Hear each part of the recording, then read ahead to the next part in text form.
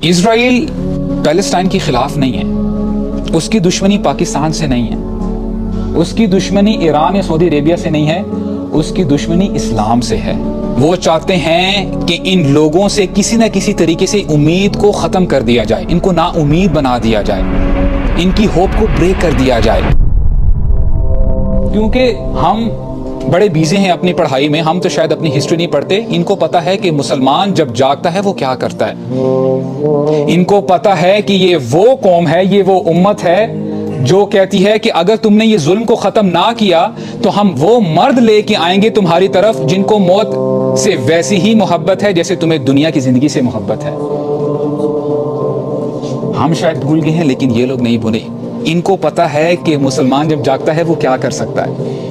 इनको पता है कि अगर ये जाग गए, इनको वो वाकया याद है ग़ज़वा ओहद पर कि एक सहाबी थे ग़ज़वा बदर में, तो वो पार्टिसिपेट नहीं कर सके। कहते हैं या रसूल अल्लाह, I really miss fighting against the pagans.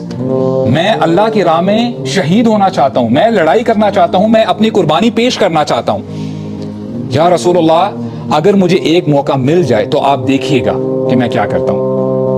अल्लाह ताला ने मौका दे दिया, ग़ज़वा ओहद आ गई और ये अभी खजूर खा रहे थे। सआद बिन मुआज़ इनके साथ हैं। कहते हैं सआद, तुम्हें पता मुझे ओहद की तरफ से जन्नत की खुशबू आ रही है। उन्होंने खजूरों को वैसे ही वहां पे छोड़ा और वहां पे गए और अपनी जान का नजराना पेश कर दिया। इस्लाम कभी भी कमजोर नहीं था। इस्लाम वॉज नेवर वीक। ला इलाहा इल्लल्लाह मुहम्मदुर रसूलुल्लाह कभी भी कमजोर नहीं हो सकता। इससे पावरफुल स्टेटमेंट ना थी, ना है, ना होगी। हम अमूमन जब 13 साल मक्की पीरियड की बात करते हैं, मक्कन एरा, अमूमन हम समझते हैं कि वहां पे मुसलमान बड़े कमजोर थे, इस्लाम बड़ा वीक था। और आप अगर हिस्ट्री जानते हैं और अगर आपने सीरत पढ़ी है, आपको पता है कि Muslims they did not have main stream media, उनके पास कोई आर्मी नहीं थी और कितना प्रोपेगेंडा किया जा रहा था कि रसूलुल्लाह सल्लल्लाहु अलैहि वसल्लम को क्या कुछ नहीं कहा गया।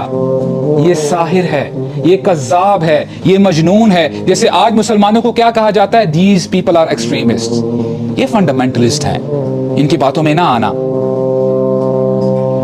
लेकिन हुआ क्या, बल्कि अबू लहब जो कि अपना रिश्तेदार है, वो पीछे पीछे जाता था।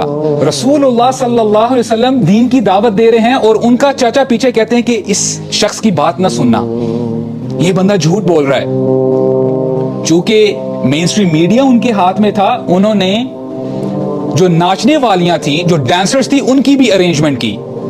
रसूलुल्लाह सल्लल्लाहु अलैहि वसल्लम एक जगह खड़े होकर जब दीन की दावत दे रहे हैं, यहां से उन्होंने डांसर्स को बुलाया कि ताकि लोगों को डाइवर्ट किया जाए। तो ये डाइवर्जन कोई नई बात नहीं है। मुसलमानों को सुलाने के लिए कोई अभी से स्ट्रेटजीज नहीं बनाई जा रही। नौजवानों को सुलाने के लिए बहुत अरसे से स्ट्रेटजीज बनाई जा रही हैं। और ये जो सोशल मीडिया एप्स हैं जिसमें आप घंटे घंटे, अनफॉर्चुनेटली बंदा रियलाइज भी नहीं करता कितना टाइम जाया कर देता है। और जब आप एक ऐप से अक जाते हो, आप थक जाते हो कि ठीक है जी, something new should come.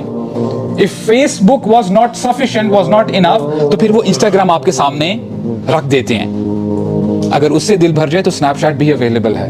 If that is not enough, फिर TikTok पर भी आप जो है अपना टाइम गुजार सकते हो। And I'm telling you for the very fact, ये लोग यहाँ तक नहीं रुकेंगे। ये आपको सुलाने के लिए और बहुत कुछ करेंगे, क्योंकि इनको पता है कि ला इलाहा इल्लल्लाह की क्या ताकत है।